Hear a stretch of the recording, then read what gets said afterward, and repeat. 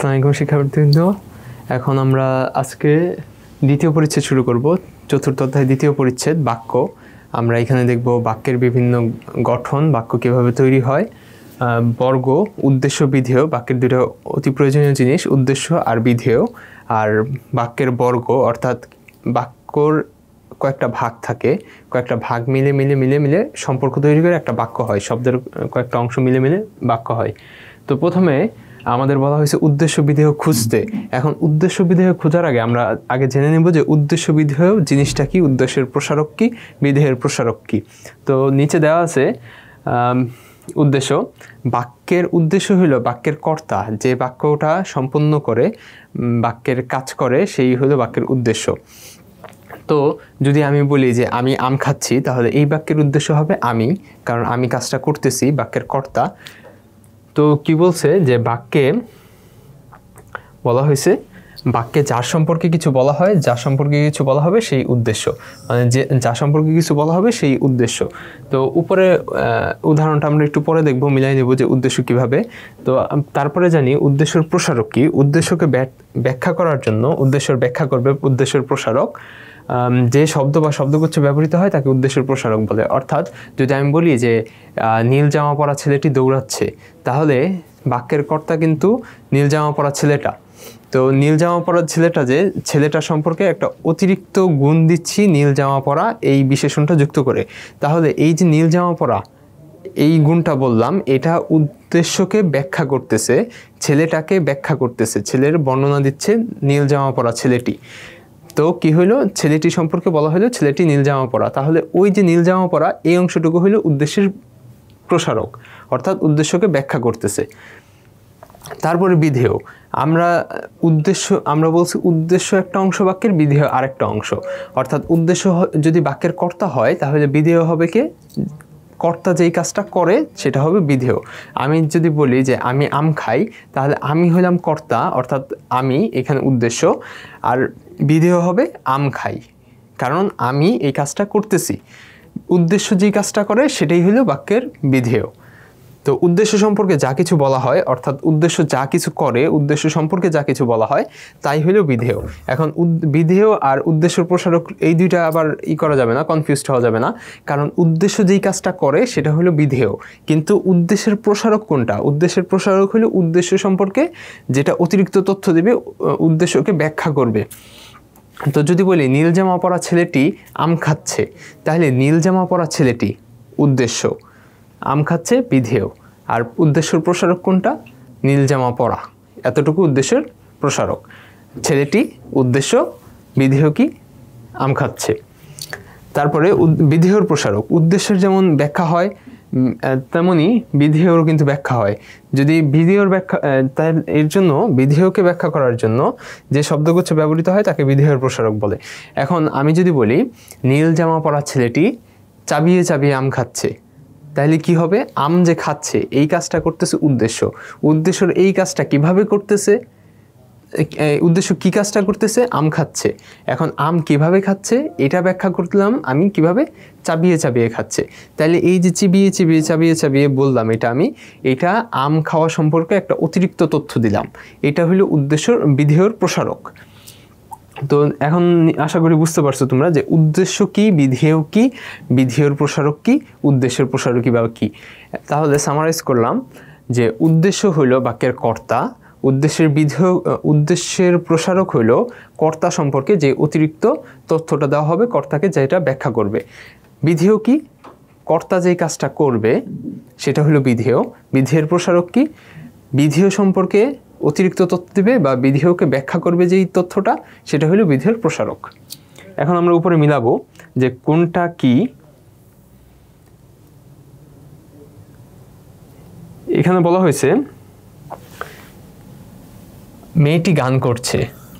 এখন আমরা সহজে বুঝতে পারি যে এই বাক্যের কর্তা কে, কর্তা কে, মেয়েটি করতেছে না কাজটা, এর জন্য মেয়েটি হইল এই বাক্যের কর্তা।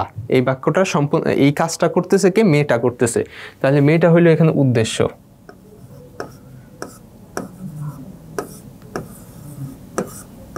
মেয়েটা উদ্দেশ্য, গান করছে, কি করছে, কর্তা কি করছে, গান করছে। তাহলে এই যে কাজটা করতেছে মেয়েটা, এইটা হইল এই বাক্যের বিধেয়।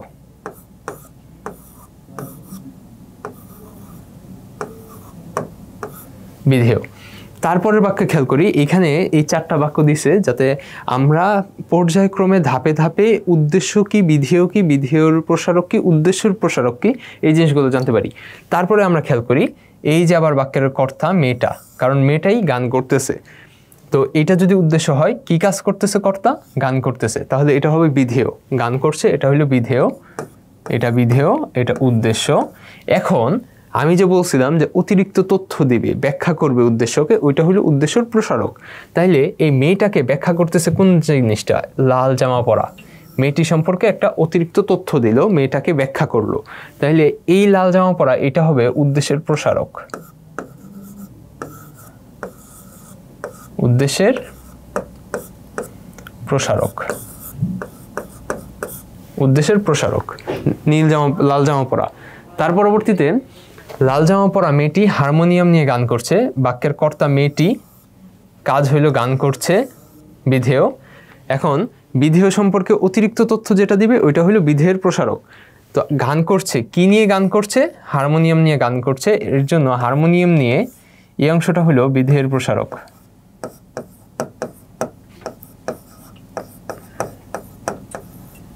আবার উদ্দেশ্য সম্পর্কে ব্যাখ্যা করতেছে কোনটা? লাল জামা পরা, এটা হবে উদ্দেশ্যের প্রসারক। অর্থাৎ উদ্দেশ্যকে যেটা ব্যাখ্যা করবে ওটা হবে উদ্দেশ্যের প্রসারক, বিধেয়কে যেটা ব্যাখ্যা করবে ওটা হবে বিধেয়ের প্রসারক।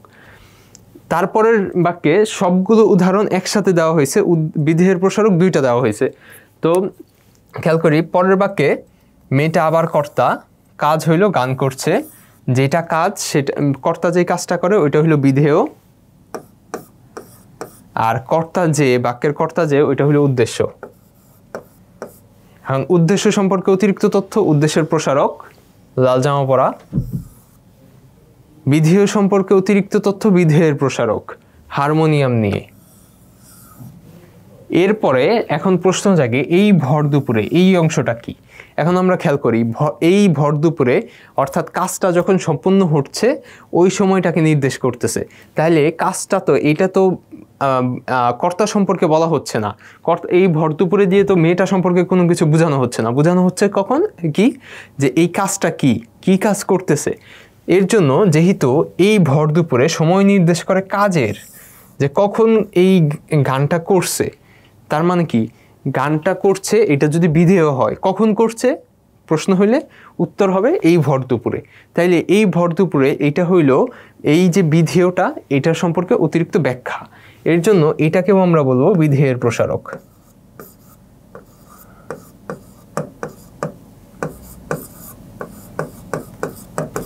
অর্থাৎ এই বাক্যে 2টা বিধেয়ের প্রসারক আছে, একটা হলো এই ভর দুপুরে আর দ্বিতীয়টা হলো হারমোনিয়াম নিয়ে। আশা করি তোমরা বুঝতে পারছো যে উদ্দেশ্য কি, বিধেয় কি, উদ্দেশ্যের প্রসারক কি, বিধেয়ের প্রসারক কি। উদ্দেশ্য হইল বাক্যের কর্তা যে কাজটা করবে, বিধেয় হইল যেই কাজটা সম্পন্ন হবে, আর উদ্দেশ্যের প্রসারক হইল কর্তা সম্পর্কে যেই অতিরিক্ত তথ্য দেওয়া হবে, ব্যাখ্যা করা হবে কর্তাকে।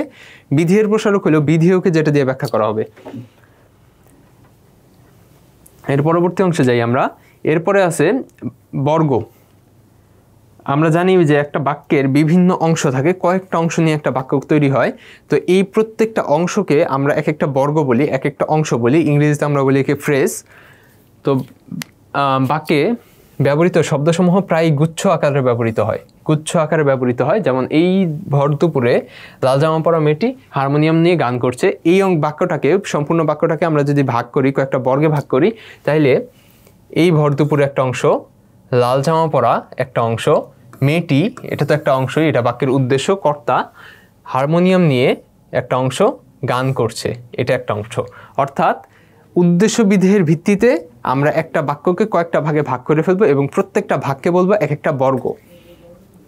তারপরে নিচের বাক্য থেকে বর্গগুলো আলাদা করব। প্রথমটা করে দেওয়া আছে সুমিতা, তারপর কিছুক্ষণ ধরে গান গাইছে, গান গাইছে এটা হলো বিধেয়, সুমিতা উদ্দেশ্য, আর কিছুক্ষণ ধরে এটা হইল বিধেয়ের প্রসারক, কারণ এটা বিধেয় সম্পর্কে তথ্য দিছে, বিধেয়ের প্রসারক। তার পরবর্তী কয়েকটা বাক্য আমাদের করতে হবে। পরের বাক্যে আমরা যদি খেয়াল করি উদ্দেশ্য বিধেয়ের ভিত্তিতে আমরা সহজেই এটা ভাগ করে ফেলতে পারবো।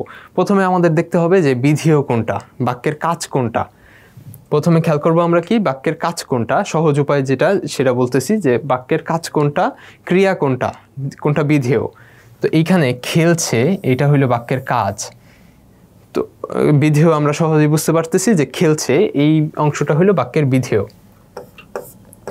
এখন আমরা বিধেয়কে নানাভাবে প্রশ্ন করব, এক একটা প্রশ্নের উত্তর এক একটা বর্গ পাবো।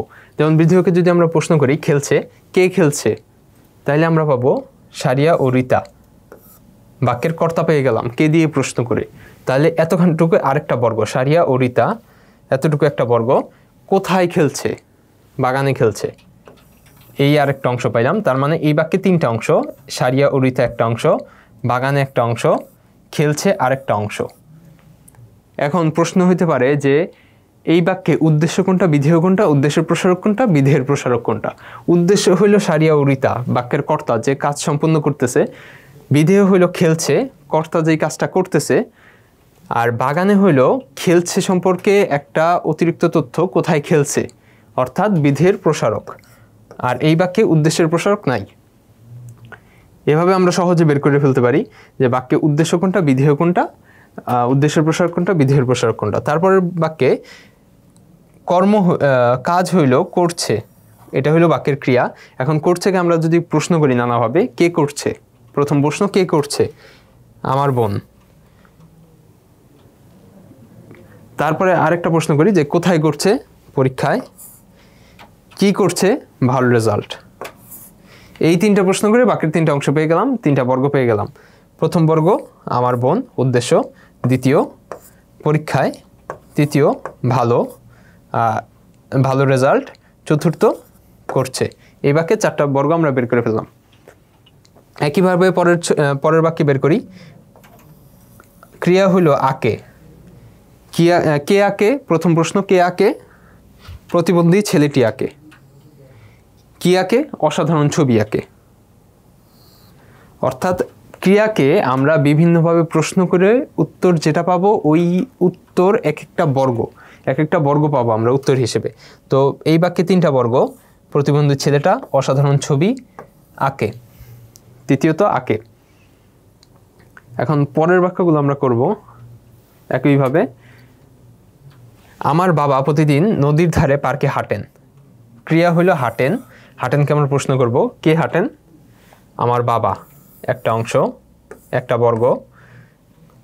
কবে হাঁটেন বা কখন হাঁটেন, প্রতিদিন বিকালে, দ্বিতীয় অংশ। কোথায় হাঁটেন, নদীর ধারে পার্কে, তৃতীয় অংশ। আর হাঁটেন চতুর্থ অংশ। অর্থাৎ চারটা বর্গ পেয়ে গেলাম। আবার পরেরটায় প্রশ্ন করব, এখানে ক্রিয়াকে প্রশ্ন করব, হবে হইল ক্রিয়া।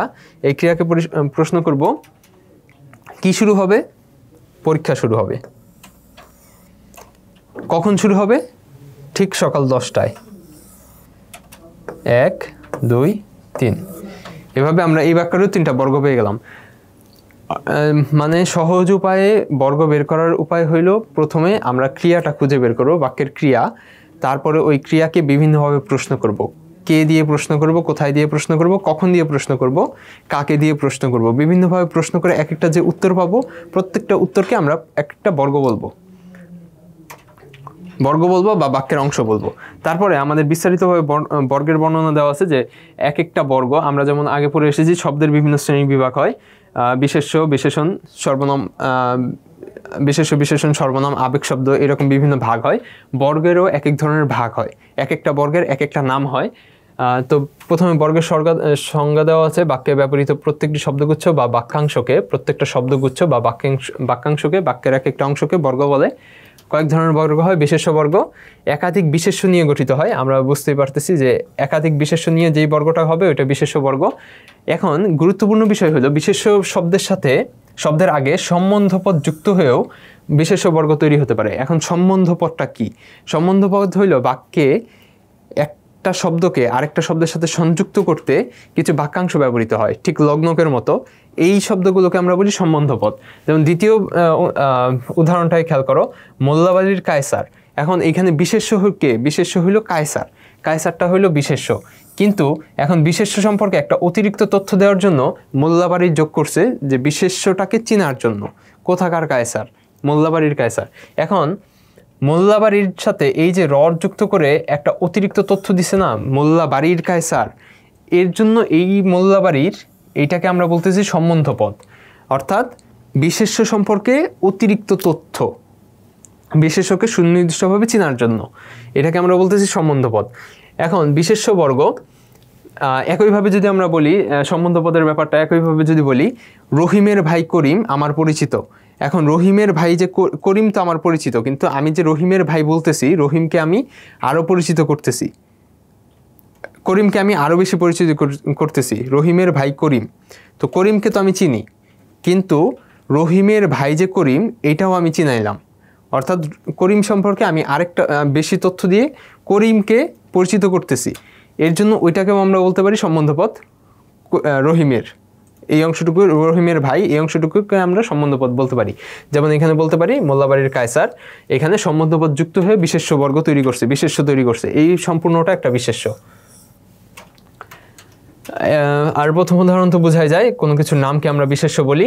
রহিম ও করিম বৃষ্টিতে খেলছে, তো রহিম ও করিম কোনো জিনিসের নাম, বাক্যের কর্তা, এর জন্য এটা বিশেষ্য। দ্বিতীয়ত বিশেষণ বর্গ। আমরা জানি বিশেষণ কি? বিশেষণ হইল কোনো নাম শব্দ কিংবা বিশেষ্য সম্পর্কে যেটা দোষ গুণ বর্ণনা করবে, ওইটাই হলো বিশেষণ।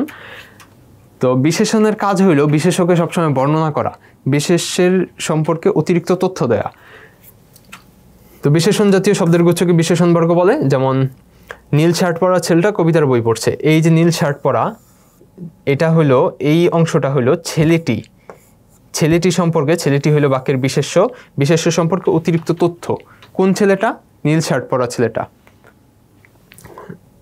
আর তাহলে এই যে অতিরিক্ত তথ্যটা পাইলাম, এটা হলো বিশেষণ, এই বাক্যের বিশেষণ। আর যেহেতু একাধিক শব্দ নিয়ে বর্গ তৈরি হয়, একাধিক বিশেষণ শব্দ নিয়ে বর্গ তৈরি হয়, নীল শার্ট পরা, এই তিনটা শব্দ নিয়ে আমাদের একটা বিশেষণ বর্গ তৈরি হইল। আবার পরের বাক্যে একইভাবে আমটা দেখতে ভারী সুন্দর, এখানে আমটা সম্পর্কে কিন্তু ভারী সুন্দর এই গুণটা কিন্তু আমটা সম্পর্কে ব্যাখ্যা করা হচ্ছে।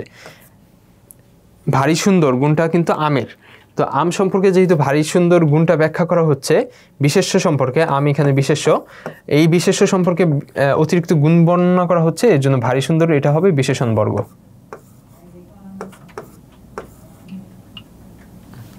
বিশেষণ বর্গ।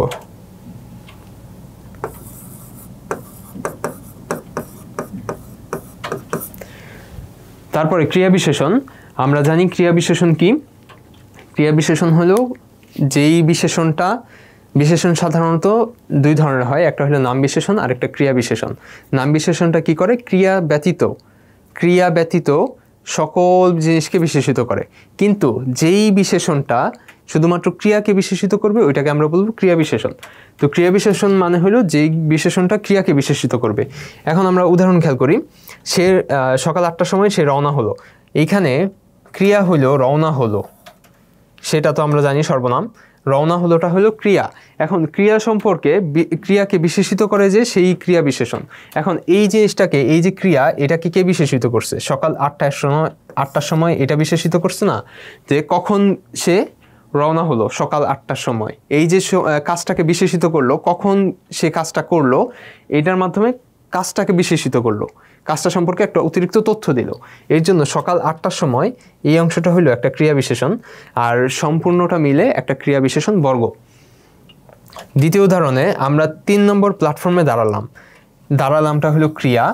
এখন কোথায় দাঁড়ালাম যদি প্রশ্ন করি, তাহলে এই ক্রিয়াটা বিশেষিত হয়, যে আমি যে দাঁড়াইছিলাম, কোথায় দাঁড়াইছিলাম? 3 নম্বর প্ল্যাটফর্মে দাঁড়াইছিলাম। তো এই 3 নম্বর প্ল্যাটফর্ম, এই শব্দগুচ্ছটা দিয়ে দাঁড়ালাম, এই ক্রিয়াটাকে বিশেষিত করা যায়, এর জন্য এটাও ক্রিয়া বিশেষণ। তারপরে সর্বশেষ ক্রিয়া বর্গ। ক্রিয়া তো আমরা জানি কোনো কিছুর কাজকেই, আমরা যে কাজ করি এটা কি ক্রিয়া বলে? হাঁটলাম, গেলাম, দেখলাম ইত্যাদি ক্রিয়া হইতে পারে। তো বাক্যের বিধেয় অংশের ক্রিয়া প্রায় ক্ষেত্রেই ক্রিয়াবর্গ তৈরি করে। আমরা তো জানি যে বাক্যের বিধেয় অংশ মোটামুটি সবসময়ই ক্রিয়া হয়। মেয়েটি গান গাইছে, এখানে বিশেষ বিধেয় কোনটা? গান গাইছে। তো গান গাইছে অংশটুকু যে বিধেয়, এটা তো একই সাথে ক্রিয়াও, অর্থাৎ বাক্যের বিধেয় অংশ যেটা, এটা অধিকাংশ সময় ক্রিয়া হয়ে থাকে, এর জন্য বাক্যের বিধেয় অংশ নিয়ে অধিকাংশ সময় ক্রিয়াবর্গ তৈরি হয়। বাক্যের বিধেয় অংশের ক্রিয়া প্রায় ক্ষেত্রেই ক্রিয়াবর্গ তৈরি করে। তো কিভাবে খেয়াল করি, এইখানে এগিয়ে চলছে এই অংশটা হলো ক্রিয়া, একই সাথে এটা কিন্তু এই বাক্যের বিধেয়। বিধেয় সম্পর্কে আমরা কি জানি, যে কর্তা যেই কাজটা করে সেটাই হলো বিধেয়। এখন কাজ করলে তো এটা ক্রিয়াই হয়, ক্রিয়া হইতে হইলে তা ওইটা একটা কাজ হইতে হবে, আর কর্তা যেই কাজটা করে সেটাই ক্রিয়া। তো এগিয়ে চলছে এটা একই সাথে ক্রিয়াবর্গ, আবার একই সাথে এটা বিধেয়, কর্তার কাজটাই বিধেয়। তো অস্ত্রসহ সৈন্যদল এগিয়ে চলেছে এটা ক্রিয়া, একই সাথে বাক্যের বিধেয়। তো আমরা বলতে পারি এটা ক্রিয়াবর্গ। সে লিখছে আর হাসছে, দুইটাই ক্রিয়া, লিখছে, হাসছে, গাইছে, সবই ক্রিয়া। কাজ যেটা করে, কোনো কাজকে আমরা ক্রিয়া বলি। তো এইখানে এটাও ক্রিয়াবর্গ, একই সাথে আবার বিধেয়, বাক্যের বিধেয়, ক্রিয়াবর্গ বা বিধেয়। তারপরে আমাদের অনুশীলনী আছে, যে আমরা বিভিন্ন ধরনের বর্গ খুঁজে বের করব অনুশীলনী থেকে, যে বর্গের নামকরণ করব আর কি।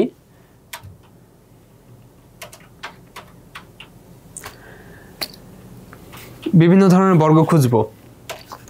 নিচের বাক্যগুলোতে বর্গ চিহ্নিত করা আছে, এগুলো কোন বর্গ তা পাশে লেখো। বিভিন্ন ধরনের বর্গ খোঁজার আগে আমরা মনে করে নিই যে আমরা কত ধরনের বর্গ পেতে পারি। এখানে প্রথমত আমরা বিশেষ্য বর্গ পাবো, বিশেষ্য শব্দ নিয়ে গঠিত বর্গ, বিশেষ্য শব্দ নিয়ে কয়েকটা শব্দ নিয়ে একটা গুচ্ছ তৈরি হবে, এটাকে আমরা বলবো বিশেষ্য বর্গ। দ্বিতীয়ত পাবো বিশেষণ বর্গ, তৃতীয়ত ক্রিয়া বিশেষণ বর্গ, চতুর্থত ক্রিয়াবর্গ। তো আমরা চতুর্থ অধ্যায় শুরুর লেকচারে বলছিলাম যে ক্রিয়া কিভাবে চিনব, বিশেষ্য কিভাবে চিনব, ক্রিয়া বিশেষণ কিভাবে চিনব, বিশেষ্য কিভাবে চিনব, বিশেষণ কিভাবে চিনব, অর্থাৎ প্রত্যেকটা শব্দ আমরা কিভাবে চিনব, সহজ উপায় কি, এই সম্পর্কে আমরা প্রথম লেকচারে বলছিলাম। তো এখন আমরা একটু দ্রুত সহজ পদ্ধতিটা জেনে নেই। তো আমরা বিশেষ্য পাবো কিভাবে, বিশেষ্য চিনব কিভাবে। কোনো কিছুর নামকে আমরা প্রথমত বিশেষ্য বলবো, আর বিশেষ্য চেনার একটা সহজ উপায় হলো,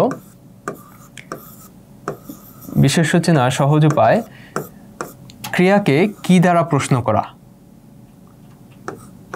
ক্রিয়াকে কি দ্বারা প্রশ্ন করে আমরা যে উত্তর পাবো সেটাকে আমরা বলবো বিশেষ্য বর্গ বা বিশেষ্য শব্দ বলবো। ক্রিয়াকে যদি আমরা কি দিয়ে প্রশ্ন করে যে উত্তরটা পাবো সেটাই হলো বিশেষ্য বর্গ। তারপরে আছে বিশেষণ। আমরা জানি বিশেষণ পাবো হলো বিশেষণের কাজ হইল বিশেষ্যকে বিশেষিত করা কিংবা অন্য কোনো শব্দকে বিশেষিত করা। এখন ক্রিয়াকে আমরা যদি বিশেষ্যকে যদি আমরা কেমন দিয়ে প্রশ্ন করি তাহলে আমরা বিশেষণ পাবো, কারণ বিশেষ্য সম্পর্কে যেহেতু বিশেষণ বর্ণনা করে, কোনো দোষগুণের বর্ণনা করে, এর জন্য যদি বিশেষ্যকে আমরা জিজ্ঞাসা করি কেমন প্রশ্ন করি তাহলে বিশেষণটা পাবো। যদি আমরা বলি যে পচা আম, তাহলে আমটা হলো বিশেষ্য। আমরা যদি আমকে প্রশ্ন করি কেমন আম, তাহলে পচা আম উত্তর পাবো, পচাটা হলো এখানে বিশেষণ। তো আমরা বিশেষ্যকে কেমন দিয়ে প্রশ্ন করব, আর এইটা বিশেষ্যের প্রশ্নটা করব আমরা ক্রিয়াকে। এই প্রশ্নটা আমরা করব ক্রিয়াকে, বিশেষের প্রশ্ন। কিন্তু বিশেষণের প্রশ্নটা যেহেতু বিশেষ্য সম্পর্কে ব্যাখ্যা করে, এর জন্য বিশেষণের প্রশ্নটা আমরা করব বিশেষ্যকে, কিন্তু বিশেষ্যের প্রশ্নটা আমরা করব ক্রিয়াকে প্রশ্ন।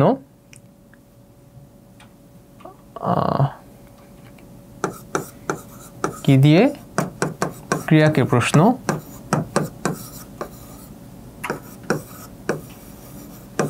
আর কেমন দিয়ে? বিশেষ্যকে প্রশ্ন।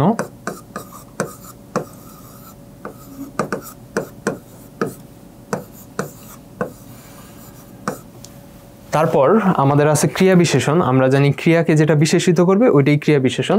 বিশেষণ যদিও বিশেষ্যকে সর্বদা বিশেষিত করে, কিন্তু যখনই বিশেষণ ক্রিয়াকে বিশেষিত করবে তখন আমরা তাকে বলবো ক্রিয়া বিশেষণ। অর্থাৎ সহজেই বুঝতে পারতেছি, ক্রিয়া বিশেষণ নির্ণয়ের ক্ষেত্রে যেই প্রশ্নটা আমরা করব সেই প্রশ্নটা আমরা বিশেষ্যকে করব না, সেই প্রশ্নটা আমরা করব ক্রিয়াকে। অর্থাৎ ক্রিয়া সম্পর্কে যেহেতু বিশেষণ বিশেষিত করে ক্রিয়াকে, এর জন্য বিশেষ্যকে প্রশ্ন করে কোনো লাভ হবে না, আমাদের ক্রিয়াকে প্রশ্ন করতে হবে। তাহলে ক্রিয়া বিশেষণ নির্ণয়ের জন্য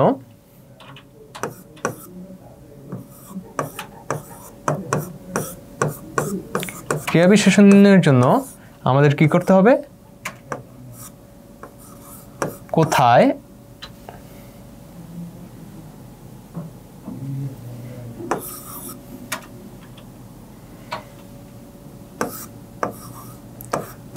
কোথায় বা কেমন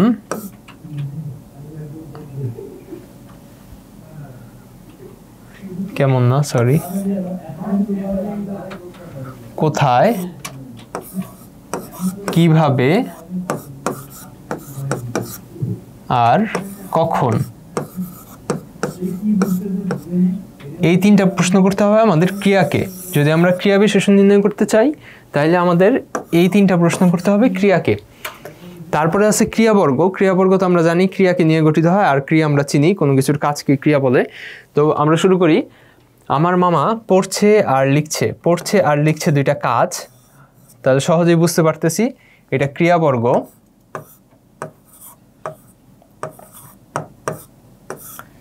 ক্রিয়াবর্গ। তারপরে একইভাবে সে কিছুক্ষণ অপেক্ষা করে চলে গেল, চলে যাওয়া একটা কাজ, এটাও ক্রিয়াবর্গ।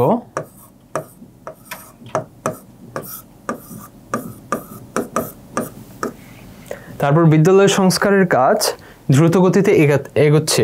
এইখানে আমরা যে প্রথমে বলছি যে বিশেষ্য চিনব কীভাবে, সহজ উপায়টা কি, ক্রিয়াকে কি দিয়ে প্রশ্ন করব। এখন দ্রুত গতিতে এগোচ্ছে, এগোচ্ছেটা হলো ক্রিয়া। এখন আমরা এগোচ্ছেটাকে প্রশ্ন করি, কি এগোচ্ছে, বিদ্যালয় সংস্কারের কাজ। কি দিয়ে প্রশ্ন করলাম, উত্তর পেয়ে গেলাম, বাক্যের বিশেষ্য পেয়ে গেলাম, বাক্যের কর্তা পেয়ে গেলাম, বাক্যের উদ্দেশ্য পেয়ে গেলাম। বিশেষ্য একই সাথে বাক্যের উদ্দেশ্য, বাক্যের কর্তা আর বিশেষ্য। তাহলে এই বর্গটা হবে বিশেষ্য বর্গ।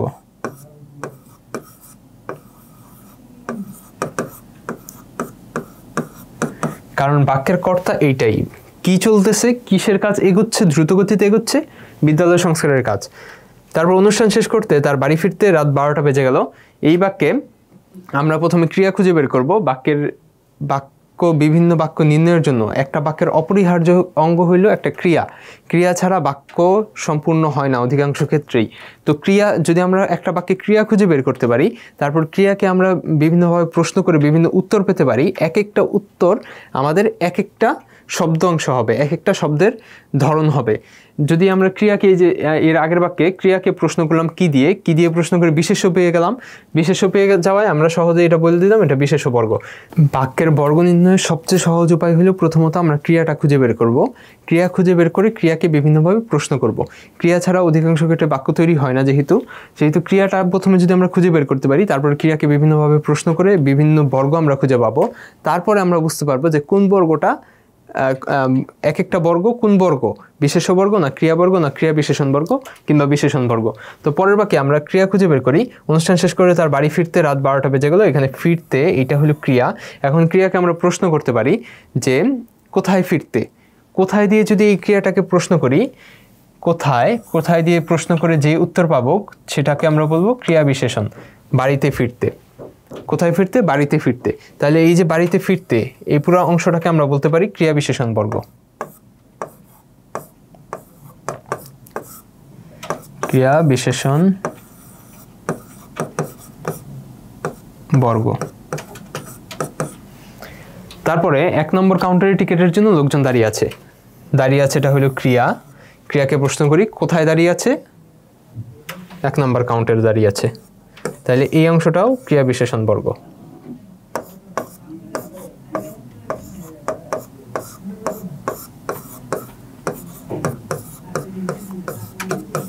অর্থাৎ যেই শব্দাংশটুকু ক্রিয়াকে বিশেষিত করবে ওইটাকে আমরা বলবো ক্রিয়া বিশেষণ বর্গ।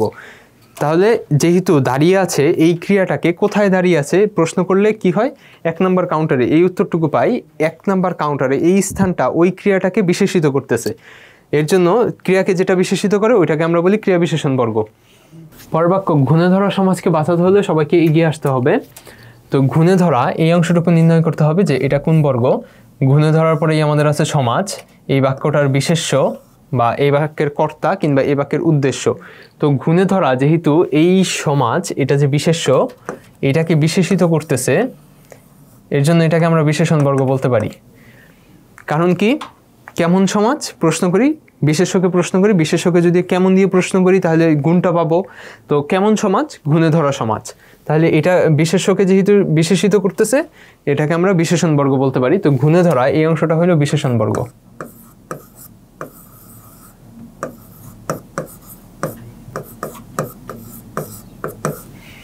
তারপরে রাকিব ও তনয় গিয়ে ফ্রিজটি নিয়ে এসেছে। বলা হয়েছে যে এতটুকু কোন বর্গ? তো রাকিব ও তনয় দুইটা নাম, সহজে বুঝতে পারতেছি, বিশেষ্য বর্গ।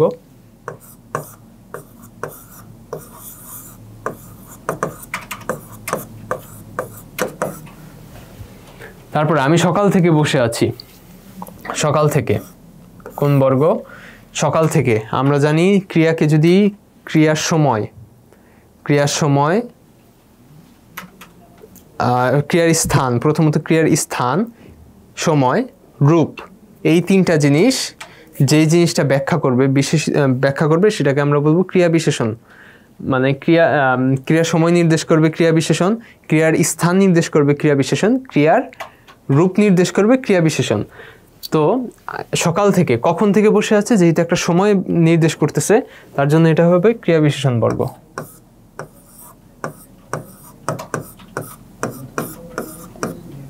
ক্রিয়া বিশেষণ বর্গ। তারপর সে খেয়ে আর ঘুমিয়ে কাটাচ্ছে। খেয়ে আর ঘুমিয়ে দুইটাই হইল ক্রিয়া, এর জন্য এটা ক্রিয়াবর্গ।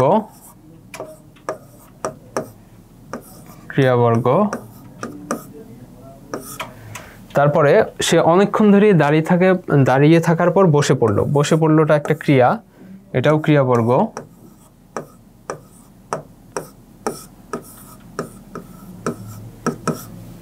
তারপর শিশুটি অনেকক্ষণ ধরে চিৎকার করছে, আবার কাল নির্দেশ করছে, সময় নির্দেশ করছে।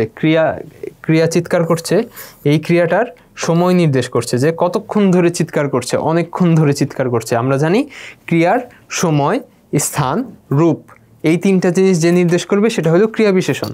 তো অনেকক্ষণ ধরে সময় নির্দেশ করছে, তো এটা হবে ক্রিয়া বিশেষণ বর্গ। ক্রিয়া বিশেষণ বর্গ। তারপর আমাদের ক্লাসের ছেলেরা পাশের গ্রামে খেলতে গেছে। কোথাকার ছেলেরা? আমাদের ক্লাসের ছেলেরা।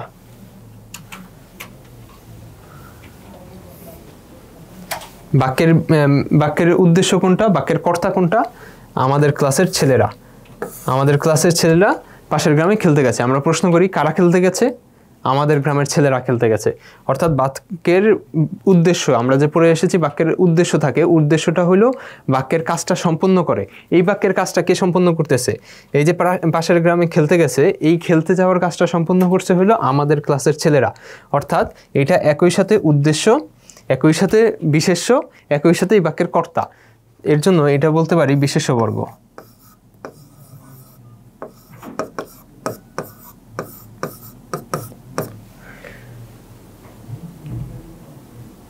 তো এইখানে আমাদের দ্বিতীয় পরিচ্ছেদ শেষ। আমাদের চতুর্থ অধ্যায়ের দ্বিতীয় পরিচ্ছেদ এখানেই শেষ। তো পরবর্তীতে আমরা আরও সামনে অন্য কিছু বলবো। সামনে আমাদের একটা চমৎকার কবিতা আছে, ওই কবিতাটাকে আমাদের গদ্যে রূপান্তর করতে হবে। ততক্ষণ সবাইকে ধন্যবাদ।